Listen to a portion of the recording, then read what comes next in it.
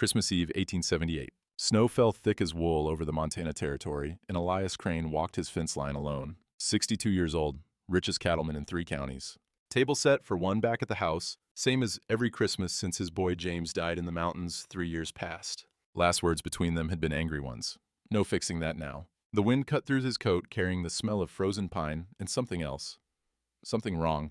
He heard it then. A sound at the gate. Small. Human. Elias raised his lantern and his heart near stopped. A child stood barefoot in the snow. A girl, maybe 8, dressed in rags, thin as paper. Her lips had gone blue, her eyes wide and dark, and she clutched a rusted chain to her chest like it was worth more than gold. She opened her mouth. No sound came out. Elias carried her inside, set her by the fire. The girl's eyes found the portrait above the mantel. James, his dead son. She pointed at it, then at herself, then back again. Her mouth moved in silent shapes. She knew him. But James had been dead 3 years before this child was born. Silas Crow came running when he heard Elias holler. 70 years old, former slave, best foreman in the territory. He took one look at the child and started heating broth without being asked. Found her at the gate, Elias said. Barefoot, in this. The wind howled against the windows, rattling glass. Temperature had to be near 0. She say anything? Silas asked. Can't talk, or won't. The girl sat wrapped in wool blankets, shivering so hard her teeth should have chattered. But she made no sound at all, just clutched that rusted chain to her chest, and stared at James's portrait like it held the answers to questions she couldn't ask. Silas brought the broth. The girl drank it down fast, hungry as a winter wolf, but she wouldn't let go of the chain, not even to hold the cup proper. Let me see that, child, Elias said, gentle as he could manage. She shook her head, pulled it tighter. I ain't gonna take it. Just want to look. Something in his voice must have reached her. She loosened her grip, just enough for Silas to lean in close with the lantern. The old foreman's face went still. Boss, his voice came out strange. These initials here, J.C. Elias felt the room tilt. Let me see. Silas held the chain up to the light. There, stamped into the metal, clear as day, J.C. The mark his son had used on every piece of surveying equipment he'd ever owned. That's James's chain, Elias whispered. His surveyor's chain. He had it with him when he died. When they found his body at the bottom of a ravine. 3 years passed, surveying land up in the Sutter Range. The girl watched them both with those dark eyes. She didn't smile, didn't frown, just watched like she understood exactly what they were saying and was waiting for them to catch up. Where'd you get this? Elias knelt in front of her. Who gave you this chain? She opened her mouth. Nothing came out. Frustration flickered across her face, there and gone. Can you write? Silas asked. You know your letters? The girl nodded. Silas fetched a slate and a piece of charcoal from the kitchen. The girl took them in hand, still red from cold, still trembling. She held the charcoal like she knew what she was doing. Then she started to draw, not letters, not words, a face. Elias watched the strokes take shape. A jaw, a brow, eyes that crinkled at the corners, a nose that had been broken once, badly set, hair that fell a certain way. The fire crackled and popped. The smell of wood smoke mixed with the wet wool stink of the girl's rags drying by the hearth. Outside, the wind screamed like something dying. The girl finished, held up the slate. Elias couldn't breathe. It was James, his son. Perfect likeness, down to the scar on his chin from a childhood fall. The girl had drawn him exactly as he'd looked at 25, the last time Elias had seen him alive. Lord have mercy, Silas breathed. Elias took the slate in shaking hands, looked at his dead son's face, looked at the girl who had drawn it. How? His voice came out broken. How do you know what he looked like? The girl just stared at him, those dark eyes. That stubborn set to her jaw. He knew that jaw. Had seen it every morning in the mirror for 62 years. Had seen it on his son and his father before him. Who are you? Elias whispered. The girl pointed at the portrait again, then at herself. Then she drew something else on the slate. A single word, scratched in a child's uncertain letters. Molly. Molly. Elias tested the name. That's your name? She nodded. Who's your mama, Molly? Who's your pa? The girl looked at the portrait of James one more time. Then she looked at Elias with something in her eyes that might have been hope, or might have been fear, or might have been both at once. She didn't answer, couldn't answer. But the chain in her lap gleamed with those initials, J.C., and the drawing in Elias's hands showed a face that had died 3 years before this child was born. Silas. Elias's voice was steady, but his hands weren't. How old would you say she is? The old foreman studied the girl. 8, maybe? Hard to tell with her so thin. 8 years old. James had been surveying in the Sutter Range 9 years ago, had spent 3 months up there mapping boundaries for homesteaders. Boss, Silas said quietly. You thinking what I'm thinking? Elias looked at the child. At her dark eyes, in her stubborn jaw, in the surveyor's chain she wouldn't release. At the drawing of his dead son, perfect in every detail. I'm thinking, Elias said slowly, that James had more secrets than I knew. The girl, Molly, watched him with those ancient eyes, waiting, like she'd been waiting her whole short life for someone to understand. Outside, the church bells rang for midnight mass, Christmas Day. The day of miracles, if you believed in such things. Elias Crane hadn't believed in much of anything for 3 years. But the way this child looked at him, the way she held his dead son's chain, the way she'd drawn a face she had no earthly way of knowing. Maybe it was time to start. 3 days later, the riders came. Elias heard them before he saw them. Hoofbeats crunching through snow, leather creaking, the jingle of metal. He stepped onto the porch with his rifle, Silas beside him. Molly pressed herself against the doorframe, half hidden, watching with those dark eyes. 2 men. The one in front wore a black coat too fine for ranch country, silver hair swept back from a face that belonged in a courtroom. The one behind had a deputy's star pinned to his chest and the look of a man who did what he was told. Elias Crane, the silver-haired man said.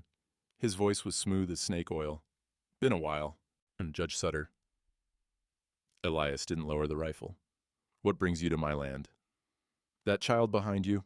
Sutter dismounted with the ease of a man used to being obeyed. She belongs to me. Elias felt Molly's small hand grip the back of his coat. This child showed up at my gate Christmas Eve, half frozen, alone. She ain't said a word about belonging to anybody. She can't say a word about anything, as I understand it. Sutter's smile didn't reach his eyes. Hasn't spoken since her mother died. Tragic thing, but that doesn't change the law. The wind picked up, driving snow against the porch. Elias smelled horses and leather and something else. Something cold that had nothing to do with winter. What law? He asked. Sutter reached into his coat and produced a folded document. The paper crackled in the cold. The child's name is Molly Sutter. Her father was my brother Robert. He died 6 months back. No will, no other kin. That makes me her legal guardian. Sutter. Elias turned the name over. Her mama was a Sutter? Anna Sutter, Robert's wife. Something flickered in the judge's eyes. My sister-in-law. She passed last year. Fever. Behind him, Molly made a sound. Small, scared. Elias had never heard her make any sound at all. The child stays with me until I know more, Elias said. She's not fit to travel, doctor's orders. What doctor? Doc Reyes. She's been treating the girl since Christmas. Frostbite, malnutrition, says she needs rest. Sutter's jaw tightened. I don't care what some frontier sawbones says. I'm the probate judge for this county.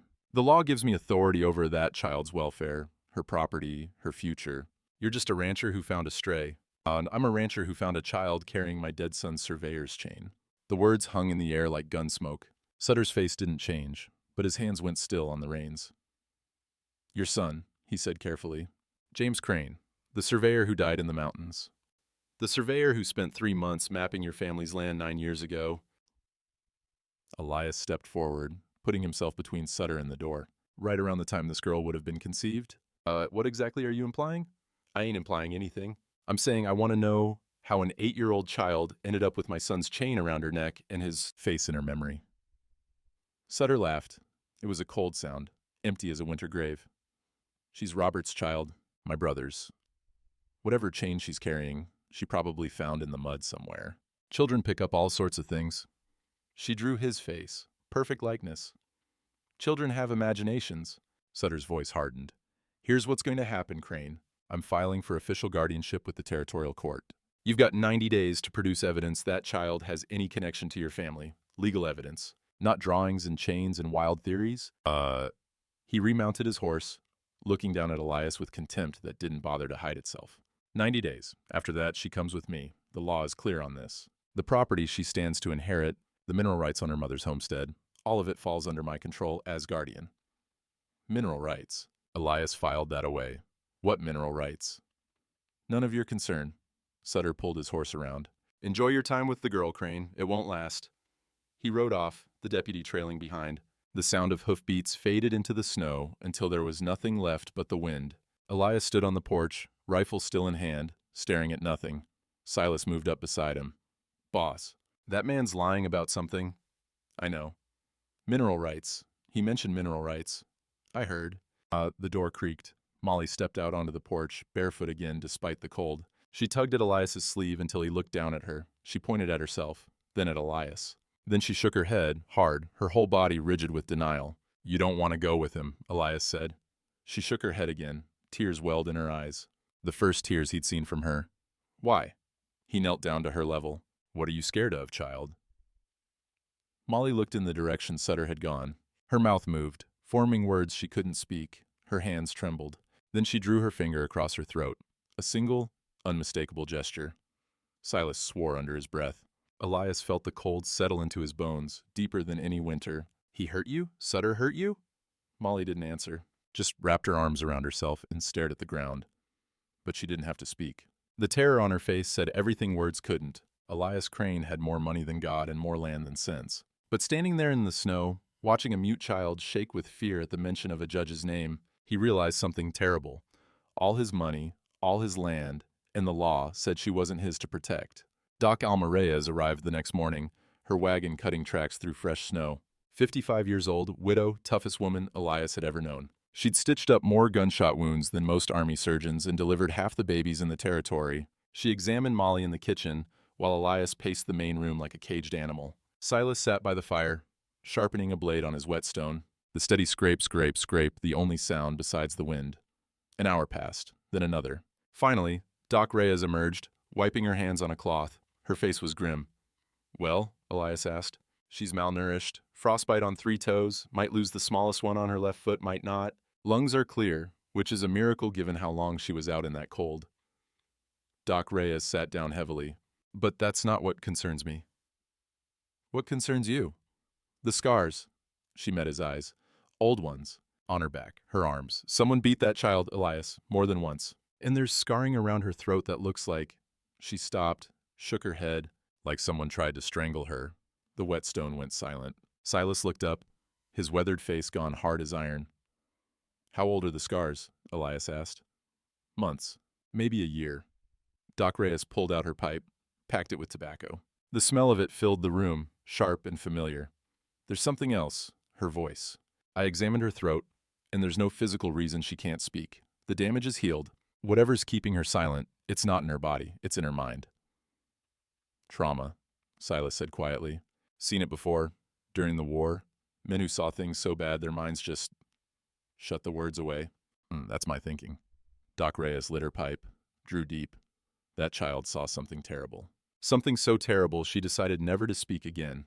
Elias thought of Molly drawing her finger across her throat, the terror in her eyes when Sutter's name was spoken. "Judge Sutter came by yesterday," he said. "Claims she's his ward, his brother's child." Doc Reyes went still. "Harlan Sutter? You know him?" "I know his sister died under my care last year. Anna Sutter." The doctor's voice was careful now. "She came to me with injuries she said were from a fall. I didn't believe her then. I believe her even less now." What kind of injuries?" "The kind a woman gets when a man decides to use his fists instead of his words." Doc Reyes drew on her pipe again. "I wrote it up as accidental. She begged me to. Said her brother would kill her if I didn't." Her brother. Elias felt the pieces sliding together, ugly and sharp. "Harlan Sutter?" "She never named him directly, but I had my suspicions." Doc Reyes stood, moved to the window. Outside, snow fell in sheets. "Anna died 2 months later. The death certificate said fever. But Elias, I've seen fever deaths. What I saw when I examined her body—" She stopped. "What did you see?" "Bruising on her throat, fresh, the kind you don't get from fever." Silas's hands had gone white on the whetstone. "You're saying the judge killed his own sister?" "I'm saying the death certificate says one thing and my eyes told me another." Doc Reyes turned back to face them. "I'm also saying that if Harlan Sutter gets custody of that child, she won't live to see her 9th birthday." The fire crackled, the wind moaned. Somewhere in the back room, Molly was alone, with whatever nightmares she couldn't speak. "Can you buy us time?" Elias asked. "Legally, some kind of medical hold. So I can declare her too fragile to move. That'll give you a few weeks, maybe a month. But it won't stop the guardianship filing. You need proof, Elias. Real proof that she's connected to your family and not his." After Doc Reyes left, Elias and Silas sat in silence. The afternoon light faded to gray, then to black. Neither man moved to light more lamps. "James spent 3 months surveying Sutterland," Elias said finally. 9 years ago. "I remember. You were fit to be tied when you found out. Said that family was trouble." "They were." Elias stared at the fire. "James and I fought about it. He said there was someone up there he cared about, a girl. I told him no son of mine was going to throw his future away on some homesteader's daughter. The memory burned. All these years, and it still burned. He never mentioned her name? I never let him. Elias's voice was bitter. Too busy telling him what he ought to do. Too proud to listen to what he wanted. Silas was quiet a moment. Then he stood. Boss, there's something I should have showed you a long time ago. He disappeared into the back room where they stored old equipment. Elias heard him rummaging, heard the creak of old leather and the scrape of wood on wood. Silas returned, carrying James's saddlebag, the one he'd been using when he died, the one Elias hadn't been able to bring himself to open in 3 years. Found this when we cleaned out his gear, Silas said.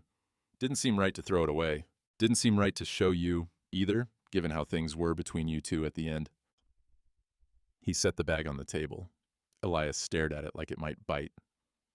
There's a hidden pocket, Silas said. Inside the lining. I found it by accident years back, never told anyone. Elias reached out. His hands were shaking. He felt along the inside of the bag until his fingers found the seam. A flap. A compartment. Papers inside, old yellowed, tied with a faded ribbon. He pulled them out, unfolded the first one. The smell of old ink and older memories rose up to meet him. James's handwriting. Cramped and hurried and achingly familiar. My dearest Anna, Father refuses to hear reason. He says your family is beneath us, that I'm throwing away my future. He doesn't understand. How could he? He's never loved anything the way I love you. But I won't give you up. I won't give up our daughter. When she's older, I'll find a way to bring you both home. I'll make him understand. Our daughter will know her grandfather someday. I swear it. I'll make him see what I see, that love doesn't care about family names or property lines. I'll make him understand. Your husband always, James' husband. Elias read the word 3 times before it made sense. There's more, Silas said quietly. A whole stack of them. Elias shuffled through the letters, dates spanning months, years.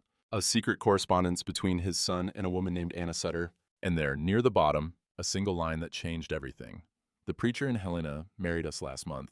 We're husband and wife in the eyes of God and the law. Now we just have to survive until I can tell my father. James had been married, secretly, legally married, to a Sutter, which meant Molly, silent, terrified, stubborn little Molly with her dead father's chain and her dead father's eyes, wasn't just some orphan who'd wandered in from the cold. She was his granddaughter, and the man who'd murdered her mother was coming to take her away.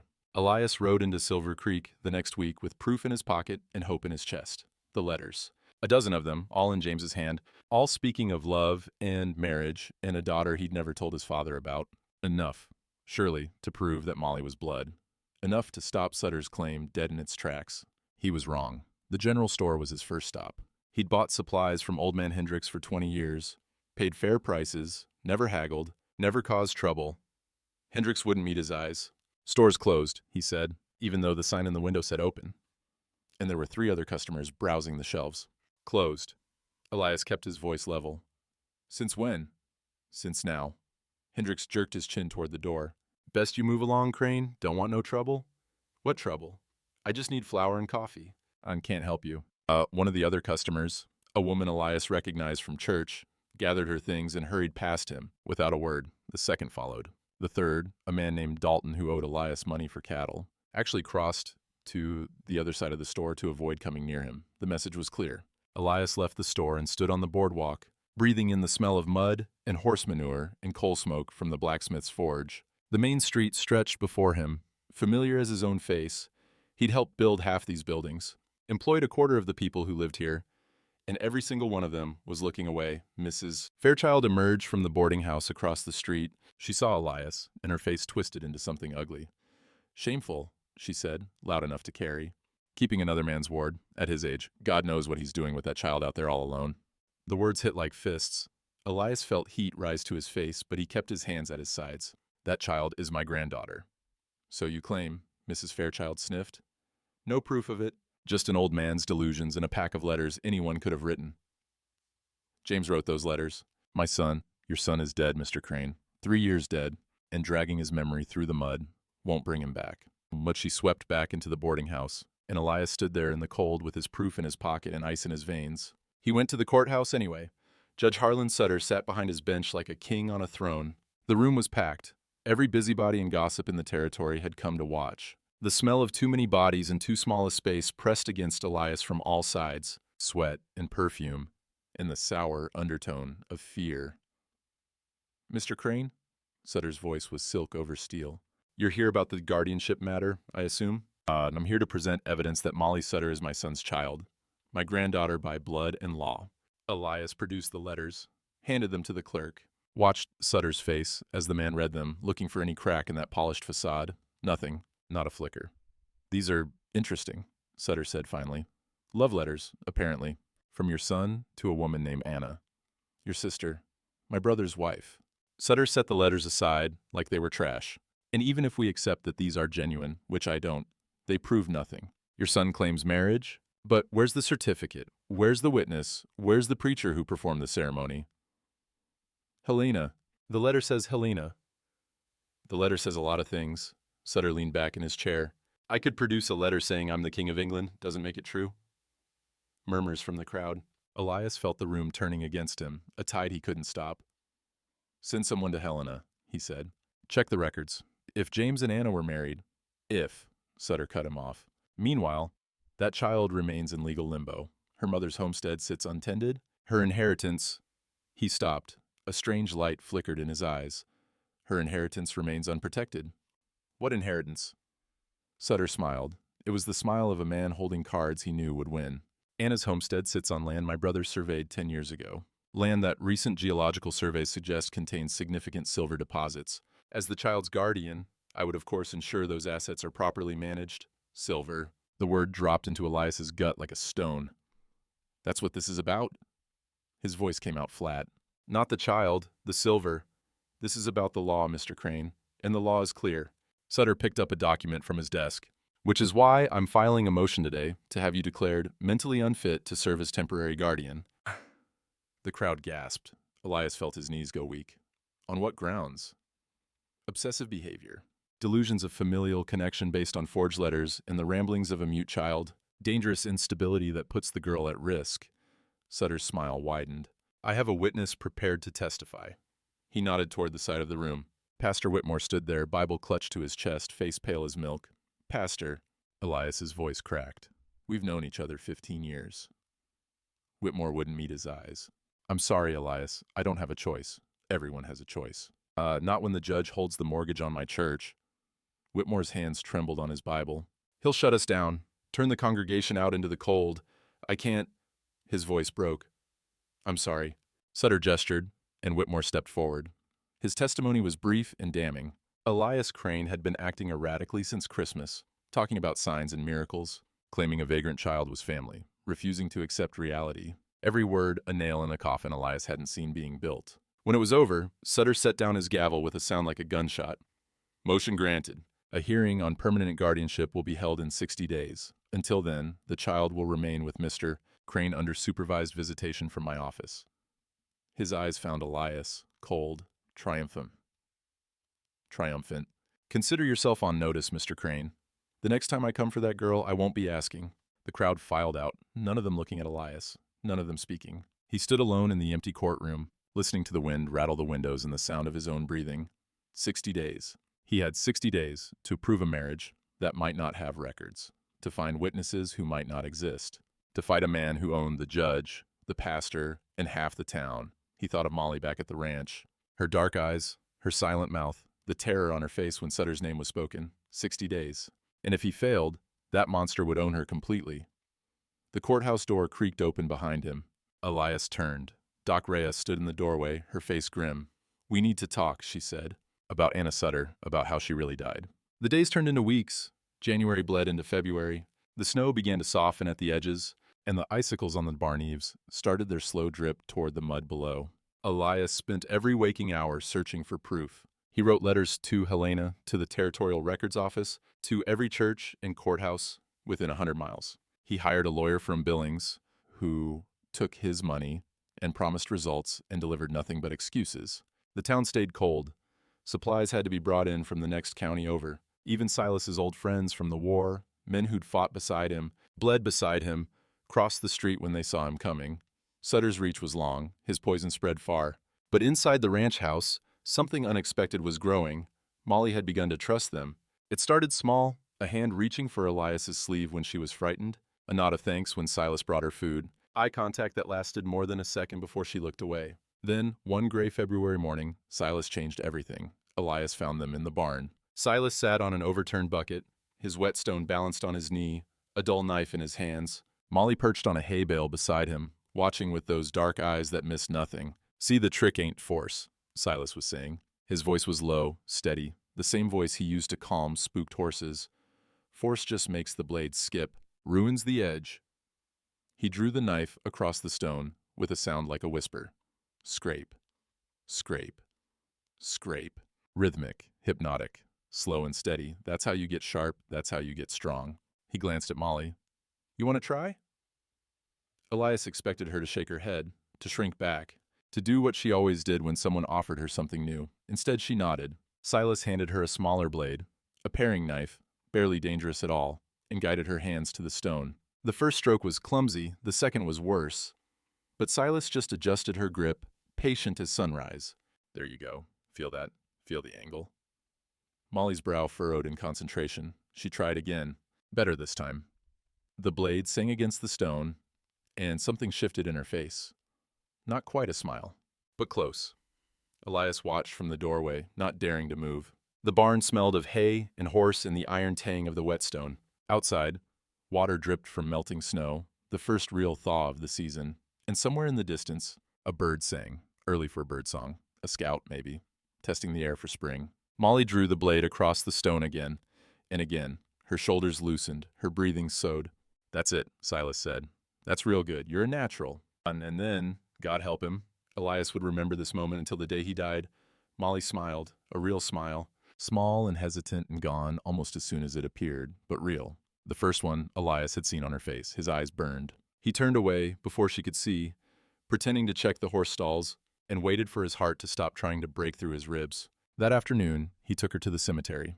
James's grave sat on a hill overlooking the valley. Elias had picked the spot himself, the best view on the property, where his son could watch the sunrise forever. He'd planted roses that first spring, but they'd never taken. Too cold, too harsh, the bushes were just thorns now, black and brittle against the gray sky. Molly walked beside him through mud that sucked at their boots. The snow had retreated to patches, stubborn holdouts against the coming warmth. The air smelled of wet earth and something else, something green, just starting to wake.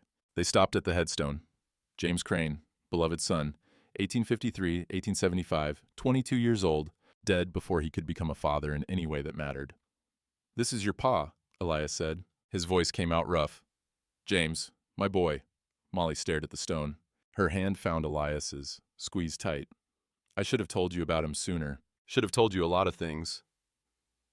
Elias crouched down, putting himself at her level. "Your pa and I, we didn't part well. I was too proud, too stubborn, said things I shouldn't have said." The wind picked up, carrying the smell of distant rain. Elias felt the cold seep through his coat, but he didn't move. "He wanted me to know about you. That's what the letter said. He wanted to bring you home, introduce you proper, make me understand what he'd found with your mama." His throat closed up. "I would have loved you, Molly. If I'd known, I would have loved you from the first minute." Molly's eyes were wet. She pulled her hand free and bent down to the mud at the base of the headstone. Her fingers closed around a small stone, smooth and gray, and she placed it carefully on top of the marker. Then she stepped back, head bowed, lips moving in what looked like silent prayer. Elias stared. "Child." His voice was barely a whisper. "Who taught you that?" Molly looked up at him. She touched her heart, then pointed at the ground, at some memory buried too deep for words. "Your mama?" Elias understood. "Your mama taught you to put stones on graves." A nod. "That's a Jewish custom. Is that right? Was your grandmother Jewish?" Another nod, smaller this time, almost afraid. Elias's mind raced. Jewish. And his mother had been Jewish, which meant, Helena, he breathed. The marriage. If there's a synagogue in Helena, if they kept records. He stood up so fast his knees cracked. Molly watched him with wide eyes. "Silas!" Elias was already moving, pulling Molly along with him. "Silas, I need you to ride to Helena, tonight." The old foreman appeared at the barn door. "Tonight? In this mud? What's the hurry?" "The marriage certificate. We've been looking in the wrong place." Elias's heart was pounding now. James and Anna weren't married in a church. They were married in a synagogue. Anna's mother was Jewish. The faith passes through the mother's line. If there's a Jewish congregation in Helena, they'll have records. Records Sutter doesn't know exist. Silas's eyes widened. "You think I think we just found our proof. Elias looked down at Molly. At the child, who couldn't speak but had just told him everything he needed to know. I think your pa was smarter than I gave him credit for. He hid the marriage where his enemies would never think to look. The wind shifted. The dripping from the eaves grew louder, faster, a drumbeat of meltwater heralding the end of winter. 60 days had become 40. But for the first time since Christmas, Elias Crane felt something he'd almost forgotten how to feel: hope. Silas left before dawn, riding hard for Helena through mud that swallowed hoofprints as fast as he made them. The thaw had come on fierce, turning the territory into a sea of brown slush and treacherous footing. A journey that should have taken 3 days would take 5, maybe 6. Elias couldn't wait that long. The next morning, he saddled his horse and rode to town. Not to the courthouse this time. To Sutter's private office above the land registry, where the judge conducted the business he didn't want on public record. The stairs creaked under Elias's boots. The hallway smelled of dust and old paper and something else. Cigar smoke, expensive, the kind only men with money to burn could afford. He didn't knock, just pushed the door open and walked in. Sutter looked up from his desk, surprise flickering across his face before the mask slid back into place. Mr. Crane, this is unexpected. I want to talk about Anna. The name landed like a slap. Sutter's hand tightened on his pen, knuckles going white. My sister-in-law is dead. There's nothing to talk about. Your sister. Elias stepped closer. Not your sister-in-law, your sister. Anna was your blood, wasn't she? Same as Robert. Sutter's face went carefully blank. I don't know what you're implying. I'm not implying anything. I'm asking. Was Anna Sutter your sister? A long pause. The clock on the wall ticked. Outside, someone shouted in the street, voice muffled by distance and glass. Yes. Sutter's voice was flat. Anna was my younger sister. Robert was my brother. They were not married to each other, despite what your forged letters claim. Then who was Anna married to? No one. She was...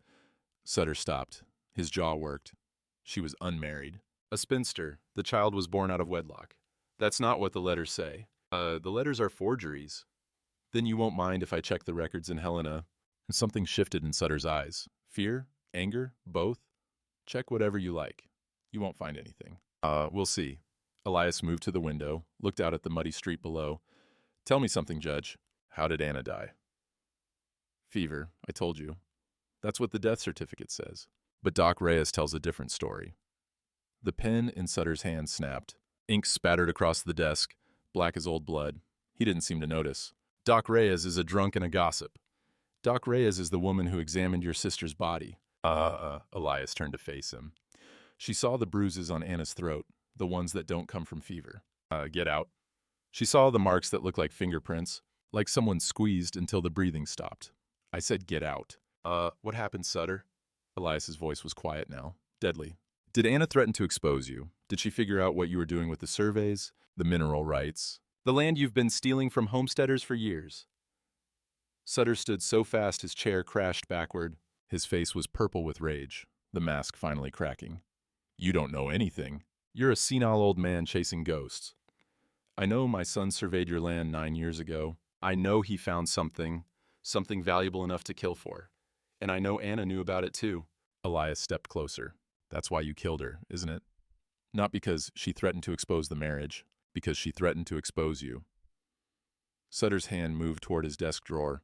Elias's hand moved to his hip where his pistol waited. They stood there, two old men with murder in their eyes, while the clock ticked and the mud outside slowly swallowed winter. You can't prove anything, Sutter said finally. His voice was steady, but his hands weren't. Anna died of fever. The certificate says so. The doctor signed it. The doctor signed what you told her to sign, but certificates can be examined, compared to the original. Mistakes have a way of surfacing. There are no mistakes. We'll see.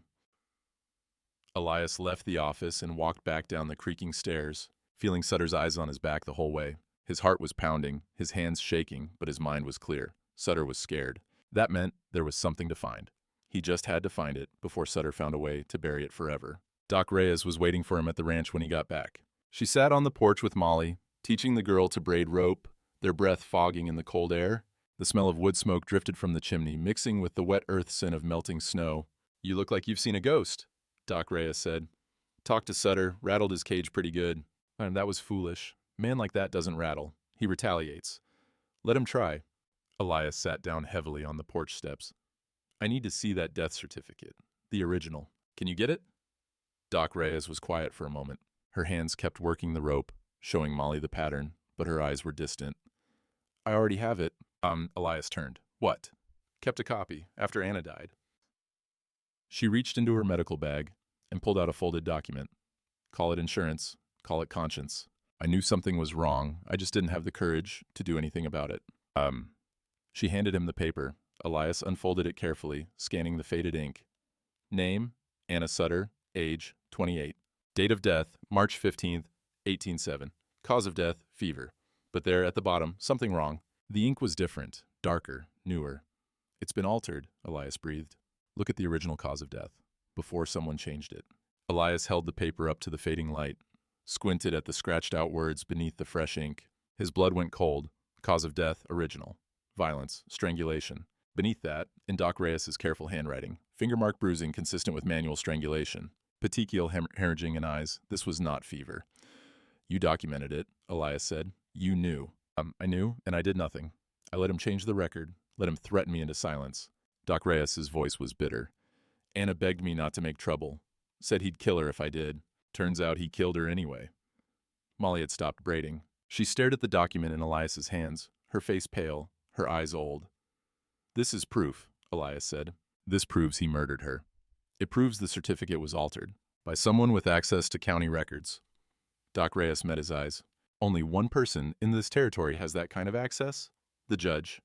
The man who controlled the law? The man who was coming for Molly in 40 days. Elias looked at the child, at her dark eyes, at the scars she carried, inside and out. He killed your mama, Elias said quietly. Didn't he? Molly didn't nod, didn't shake her head, but her hand found Elias's and squeezed so tight it hurt, and that was answer enough. The fire came 3 nights later. Elias woke to the smell of smoke and the sound of screaming horses. He was out of bed and running before his mind caught up with his body. The orange glow through the window told him everything he needed to know. The barn. God almighty, the barn was burning. He grabbed his rifle and burst onto the porch. The night air hit him like a wall of heat and ash. Flames climbed the barn walls, crackling and roaring, throwing sparks into the black sky like fireflies fleeing hell. Silas! Elias screamed. The old foreman's quarters were in the back of the barn. Silas! No answer, just the fire's hungry voice. Consuming everything, Elias ran. His bare feet hit mud and ice and sharp stones, but he didn't feel any of it. The heat grew worse with every step, blistering his face, stealing his breath. The barn doors hung open, flames licking at the frame. Inside, chaos. Horses screaming, kicking at their stalls. Smoke thick as wool, black and choking. Elias couldn't see, couldn't breathe, couldn't think. Silas! A sound, faint, human, coming from the back. Elias pulled his shirt over his nose and plunged into the smoke. The heat was unbearable now, cooking him from the outside in. A beam crashed down behind him, showering sparks. He kept moving. He found Silas on the floor of his quarters, unconscious, blood matting his gray hair. Someone had hit him, and left him to burn. Elias grabbed the old man under the arms and dragged. His muscles screamed. His lungs screamed louder. The smoke was everywhere, inside him now, turning his thoughts to ash. The doorway, he could see it. Orange light and black smoke, and somewhere beyond, cold air and life. 10 feet, 5, 2. He burst through the doors and collapsed in the mud, Silas heavy on his chest. The cold hit him like salvation. Behind them, the barn roof caved in with a sound like the world ending. Doc Reyes appeared from somewhere. She'd been staying at the ranch since showing Elias the death certificate, unwilling to go home where Sutter might find her. She knelt beside Silas, checked his pulse, his breathing, the wound on his head. He's alive. Barely. Her voice was steady, but her hands shook. We need to get him inside. They carried Silas to the house between them. Molly stood in the doorway, small and pale, watching the barn burn with eyes that reflected the flames. They wanted the letters, Elias said. His voice was raw, scraped bloody by smoke. Wanted to burn the proof. Did they get them? Elias touched his chest. The letters were in his pocket, where he kept them always. No. Then they'll try again. Doc Reyes laid Silas on the kitchen table, started cleaning his wound. Sutter won't stop. Not now. Elias looked at the old foreman, 70 years old. Survived slavery, survived war, survived everything this hard world had thrown at him. And now this. Boss. Silas's eyes fluttered open. His voice was a whisper, weak as water. They was asking about the letters. Kept hitting me, asking where you hid them. Don't talk. Save your strength. 3 of them, masked. But I know Sutter's men when I see them. Silas grabbed Elias's wrist. grip still strong despite everything. They ain't gonna stop. You know that, right? Long as that child breathes, they ain't gonna stop. Elias looked at Molly. She hadn't moved from the doorway. Her face was still as stone, but her hands were shaking. Then we finish it, Elias said, before they can try again. He didn't sleep that night. Sat on the porch with his rifle across his knees, watching the barn smolder to embers, breathing in the smell of smoke and ruin. The mud around the barn had turned to steam where it met the heat. Now it was cooling, freezing again in the pre-dawn chill, locking the ashes in place. Molly appeared beside him, sometime after midnight. She moved quiet as a ghost, settling onto the porch step without a sound. "You should be asleep," Elias said. She shook her head. Her eyes were on the ruins, but her mind seemed somewhere else entirely. "I'm sorry, child. I'm sorry I brought this on you." Molly looked at him then, really looked at him. And for the first time, Elias saw something besides fear in her eyes, determination. She stood up, tugged at his sleeve, pointed toward the east, where the first gray light of dawn was starting to show. "What is it? What are you trying to tell me?" She tugged harder, started walking, looking back to make sure he followed. Elias hesitated, looked at the house, where Doc Reyes was watching over Silas, looked at the smoking ruins of his barn, looked at the child who was already disappearing into the gray morning mist. He followed. Molly led him through mud and melting snow, past the fence line, past the boundary markers, onto land he hadn't set foot on in years, the old Sutter homestead, burned down long before Molly was born, or so he'd thought. The ruins emerged from the mist like bones from a grave, blackened timbers, collapsed walls, the skeleton of a chimney reaching for the sky. The smell of old char hung in the air, mixed with wet earth, and the first green scent of spring pushing through the ash. Molly stopped at what had been the front door. She looked at Elias, then at the ground. "There's nothing here, child. This place has been abandoned for—" She stamped her foot, once, twice. The third time, her heel hit something that didn't sound like dirt. Wood. Hollow wood. Elias knelt. His fingers found the edge of a trap door, hidden beneath a layer of ash and debris. Someone had covered it carefully. Someone who knew it was there. "A cellar," he breathed. "There's a cellar." He pulled the door open. The smell of earth and damp and old paper rose up to meet him. Molly was already climbing down, moving through the darkness like she knew the way by heart. Because she did know. She'd been here before. Elias followed, his heart pounding. The cellar was small and cold and full of shadows, but Molly moved to one corner without hesitation, knelt down, and began digging through a pile of old blankets and rotted cloth. She pulled out a book, a Bible, leather-bound, water-stained, but intact. Elias took it with trembling hands, opened the cover. Inside, pressed between the pages like a flower preserved against time, was a document, official, stamped, signed. Certificate of marriage, James Elijah Crane and Anna Ruth Sutter, witnessed by Rabbi David Feldman. Helena, Montana Territory, June 12, 1869. Elias's vision blurred. The words swam before his eyes. "It's real," he whispered. "They were really married." Molly nodded. She pointed at the blankets in the corner, at the small space behind them just big enough for a child to hide. And Elias understood. "You hid here the night your mama died." His voice broke. "You were here when he came for her."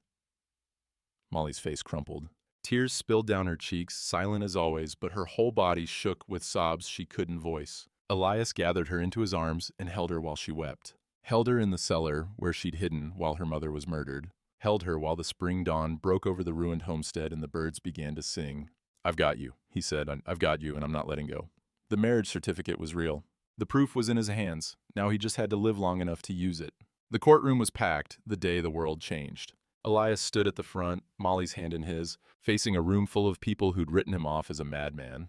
The smell of wet wool and nervous sweat hung thick in the air. Rain drummed against the windows. Spring rain, warm and steady, washing away the last stubborn patches of snow.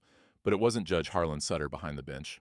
It was a woman, 50 years old, iron gray hair, pulled back severe, eyes that missed nothing. Judge Margaret Harrison, Federal Circuit Court, Helena Division. She'd arrived 2 days ago on a telegram from Doc Reyes, sent weeks back when things first started going bad.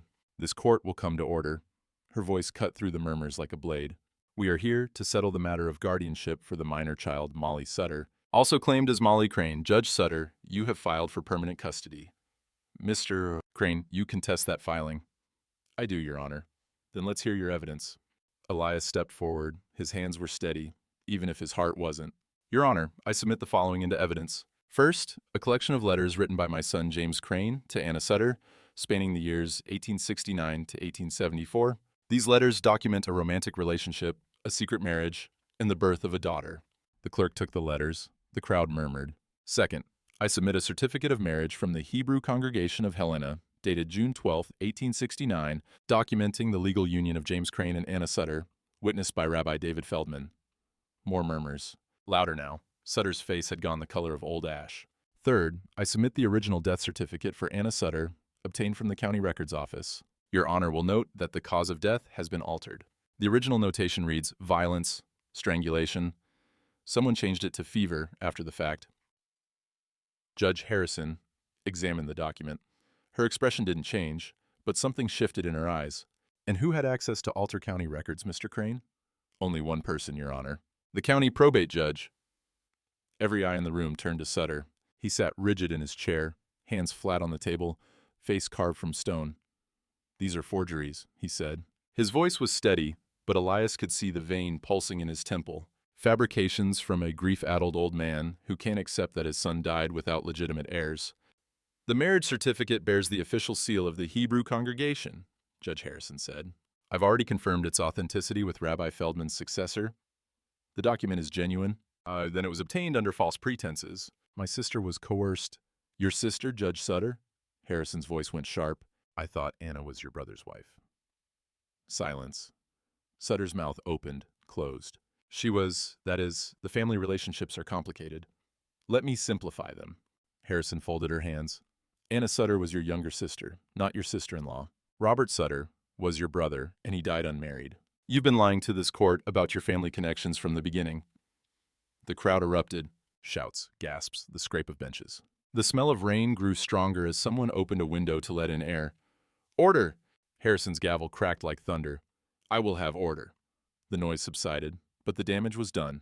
Elias could see it in the faces around him, the doubt, the suspicion, the slow dawning realization that they'd been fooled. There's more, Your Honor, Elias said. I have a witness who can testify to the circumstances of Anna Sutter's death. A witness? Sutter laughed, but there was no humor in it. What witness? The girl can't speak. Everyone knows that. The girl couldn't speak, Elias said quietly, because she was afraid. Because she saw something so terrible it stole her voice. He turned to Molly, knelt down to her level. The whole courtroom watched. Molly, his voice was gentle. You don't have to do this. Nobody's going to make you. But if you want to tell them what happened to your mama, if you're ready, this is the time. Molly looked at him. Those dark eyes, so like her father's, so like his own. Then she looked at Sutter. The judge went pale. Actually pale, like the blood had drained out of him all at once. He started to rise from his chair. This is ridiculous. The child is traumatized, manipulated. Sit down, Judge Sutter. Harrison's voice was ice. The child will be heard. Molly stepped forward. Her hand slipped out of Elias's. She stood alone in the middle of the courtroom, small and thin and fierce. The room held its breath. Molly opened her mouth, and for the first time in over a year, she spoke. He killed Mama. 3 words, barely a whisper. But in the silence of that courtroom, they rang like church bells. I saw. Her voice was rusty, cracked from disuse, but growing stronger with every word. I was in the cellar, hiding. Mama told me to hide when he came. She pointed at Sutter. Her hand didn't shake. He hit her. She fell down. He put his hands on her neck and squeezed. She stopped moving. The crowd exploded. Women screamed. Men shouted. Someone was crying. Harsh, ugly sobs that cut through the chaos. Sutter lunged from his chair. Lies, the girl is lying. She's been coached. The territorial marshal, a big man with a star on his chest and eyes like flint, stepped forward and grabbed Sutter's arm. He said accidents happen. Molly's voice rose above the noise, clear and steady. He told Mama that accidents happen to people who don't keep secrets. Then he killed her. I saw. Sutter tried to pull free. The marshal held him fast. This is insane. You can't take the word of a child over a judge of the territorial court. I'm not taking the word of a child, Judge Harrison said. Her voice was quiet, but it cut through the chaos like a knife. I'm taking the word of an eyewitness, corroborated by physical evidence, documentary evidence, and the testimony of a licensed physician. She nodded to Doc Reyes, who stood in the back of the courtroom. Dr. Reyes, you examined Anna Sutter's body after her death? I did, Your Honor. And what did you find? Bruising consistent with manual strangulation, petechial hemorrhaging in the eyes, defensive wounds on her hands and arms. Doc Reyes's voice was steady. Anna Sutter did not die of fever. She was murdered. The gavel cracked again and again. Harrison's face was stone.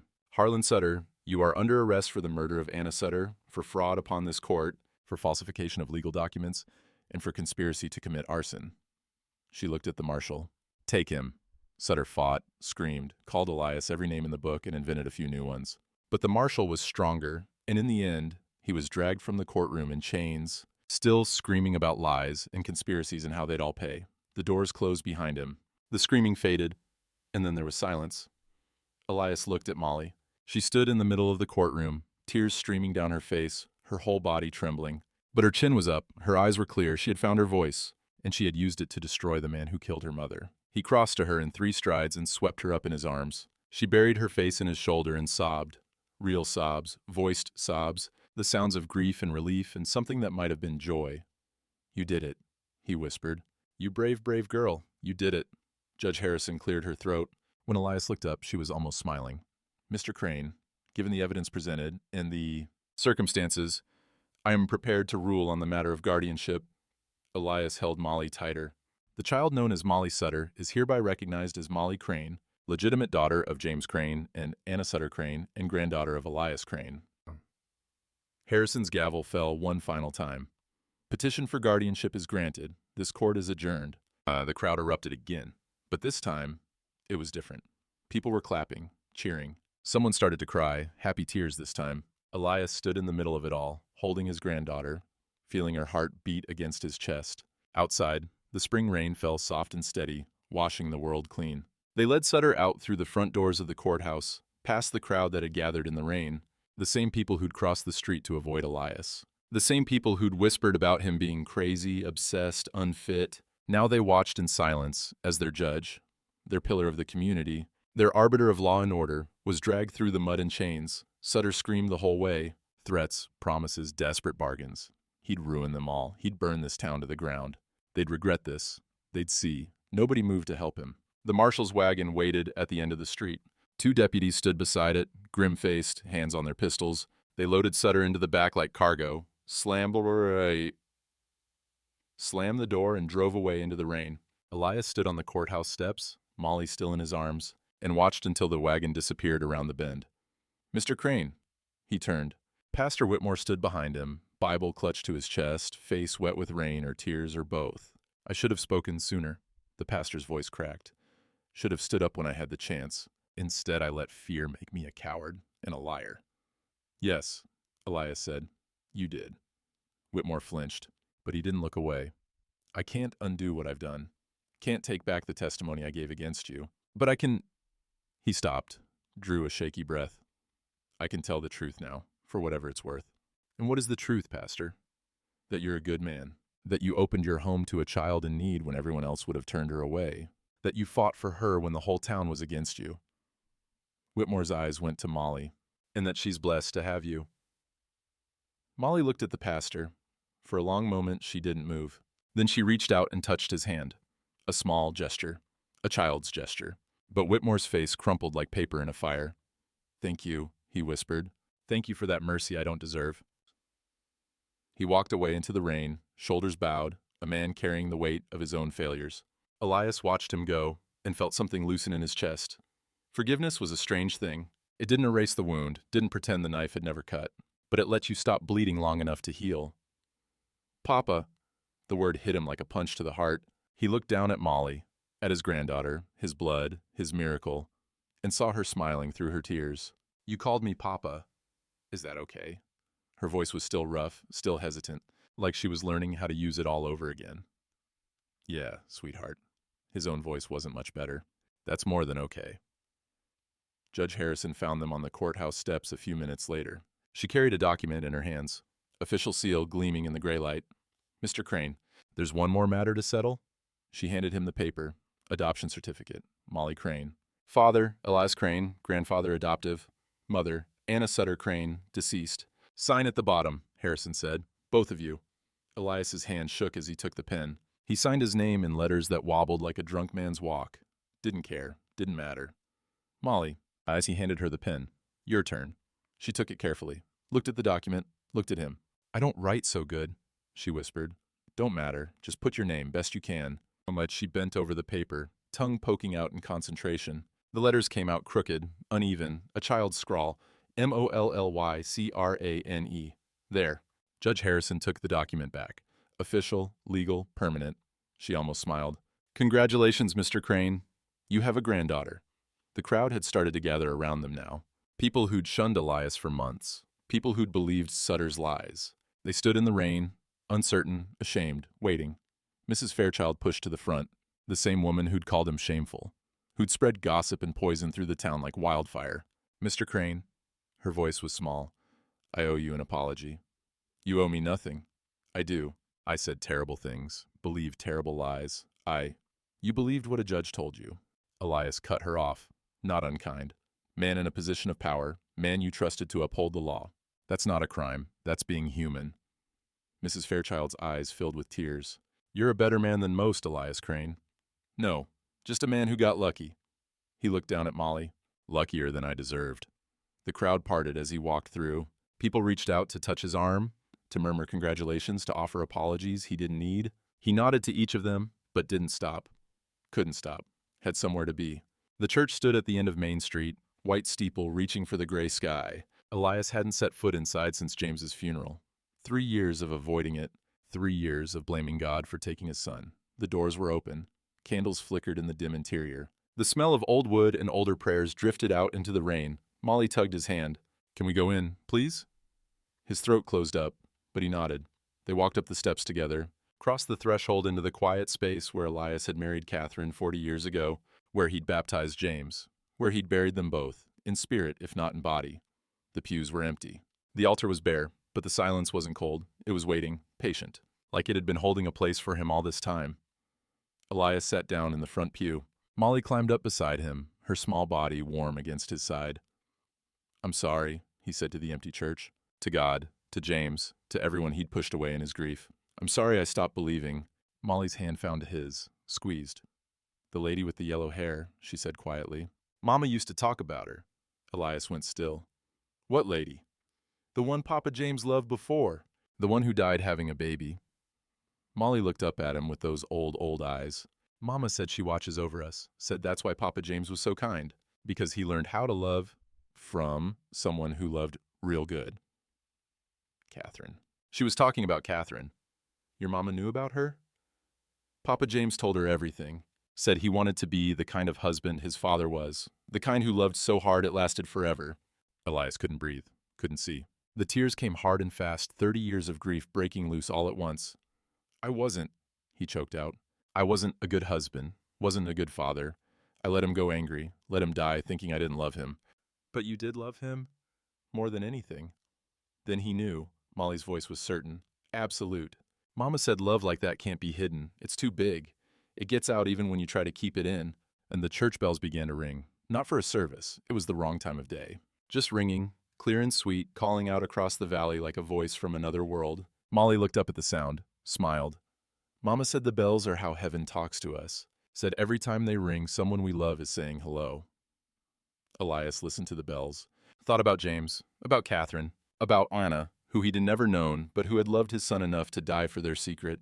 About Molly, who had found her way to him through snow and silence and impossible odds.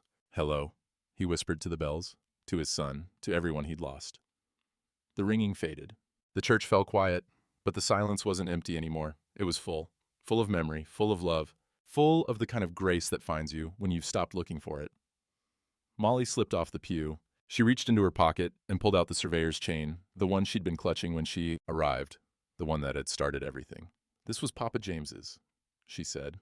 Mama said he used it to measure the world, but I think, she pressed it into Elias's hands, I think he'd want you to have it now, so you remember how big the world is, and how much of it there is left to see.